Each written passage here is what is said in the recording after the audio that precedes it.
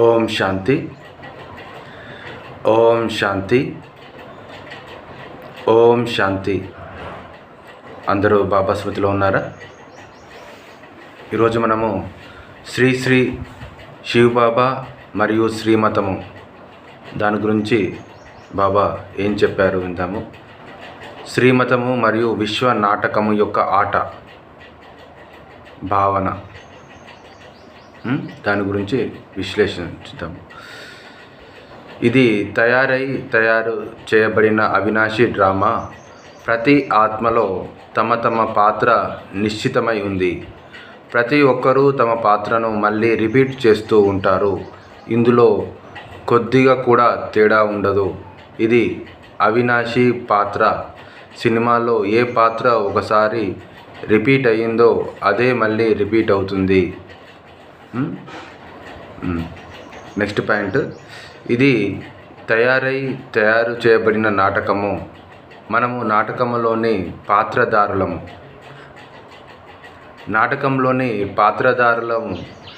ఆ నాటకము బాగాలేదని భావిస్తారా ఏమిటి?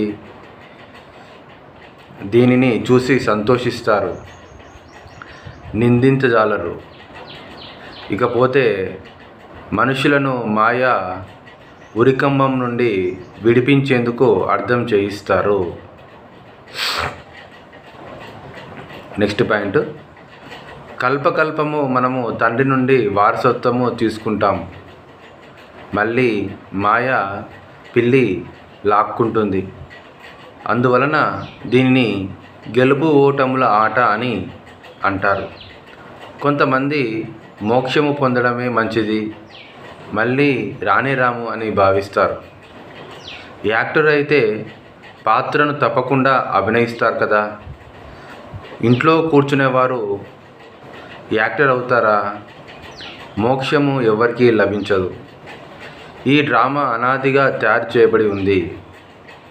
మీరు డ్రామాలో బంధింపబడి ఉన్నారు. కర్మలు చేయకుండా ఎవరు ఉండజాలరు. ఈ డ్రామా అసలు ఎందుకు తయారు చేశారు అనే ప్రశ్నయే రాకూడదు. ఇదైతే అనాది డ్రామా కదా. చక్రంలోకి రాకపోతే ప్రపంచమే ఉండదు. 5000 సంవత్సరాల తర్వాత మళ్ళీ అదే విధంగా చక్రంలో తిరుగుతారు. నెక్స్ట్ పాయింట్, పిల్లలు, ఈ డ్రామాలో ప్రతి ఒక్కరిది అనాది పాత్ర లభించి ఉంది. నేను కూడా creator, director, principal, యాక్టర్ను.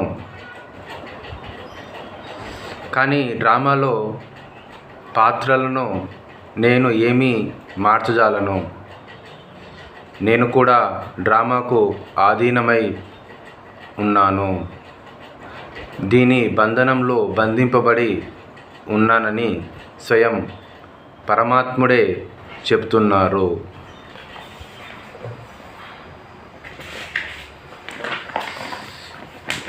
Next point, ఈ డ్రామా ఏమిటి? ఈ నాటకం ఎందుకు రచించబడి ఉంది? దీనివలన లాభం ఏమిటి? దీని నుండి విడుదల అయితేనే మంచిది. మోక్షము లభించాలని కొంతమంది పిల్లలకు ఆలోచన వస్తుంది. తండ్రి చెప్తున్నారు, అది ఎప్పటికీ జరగదు. మోక్షము కొరకు ప్రయత్నం చేయడమే వ్యర్థము. ఆత్మలో అవినాశి పాత్ర నిండి ఉంది. ఈ డ్రామా యొక్క పాత్ర నుండి ఎవరు విడుదల అవ్వజాలరు. నెక్స్ట్ పాయింట్, మేము శాంతిధామంలోనే ఉండాలని చాలామంది అంటారు. కానీ అలాంటి నియమమేమీ లేదు. అప్పుడు వారైతే పాత్రధారులే కాదు. మనుషులు సహజంగా అర్థం చేసుకునే విధంగా యుక్తిని రచించమని తండ్రి ఎంతగా అర్థం చేయించారు. నెక్స్ట్ పాయింట్, తమను ఆత్మగా నిశ్చయం చేసుకోండి మరియు తమ తండ్రిని స్మృతి చేయండి. బుద్ధి యోగాన్ని పైన జోడించినట్లయితే స్వీట్ హోమ్కి వెళ్ళిపోతారు.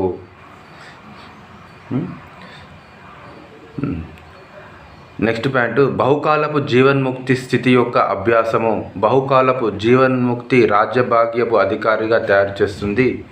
జీవన్ముక్తి స్థితి గలవారి ప్రభావము జీవన బంధంలో ఉన్న ఆత్మల బంధనాలను సమాప్తి చేస్తుంది. ఈ సేవను చేయరా ఏమిటి? అన్ని బంధనాలలో మొదటిది దేహభావం యొక్క బంధనం. దాని నుండి ముక్తులవ్వండి. బ్రహ్మ తండ్రి ఆత్మ పాఠము ఆది నుండి ఎంత పక్కాగా చేసుకున్నారు. అచ్చా. ఓం శాంతి. మధురాతి మధురమైన ఆత్మిక తండ్రికి ఆత్మిక పిల్లల యొక్క ప్రియ స్మృతులు మరియు నమస్తే. ఓం శాంతి. నేను ఈరోజు సమానము నేను జీవన్ముక్తి ఆత్మను. ఓం శాంతి. నేను జీవన్ముక్తి ఆత్మను.